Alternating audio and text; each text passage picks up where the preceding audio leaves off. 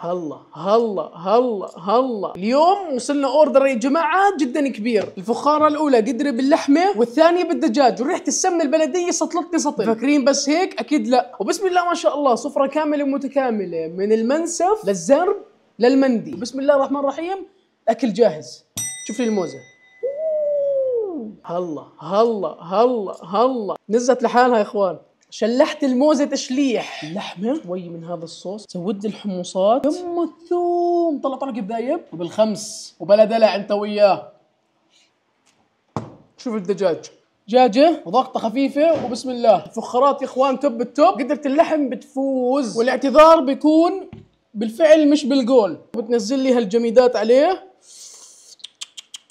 لبيتني يطلع معك هذا المنظر، وبتقول بسم الله. الاولى اعطيتك اياها على الاصول، الثانيه بدي ازود عليها شويه جرجير. يا عمري لوحه فنيه، حرام انك اصلا تلمسها وتخرب منظرها. انا شو مالي كل ما اكل رز هون بقلب الصحن دايب. مع الرز في لحمه مفرومه مع لوز، وبتراضيها بشويه بطاطا، وبتعطيها شويه من الكوسه، قضمه كوسايه. اللي بعده عندنا هون المندي، بنزود على المندي الصوص تبعه.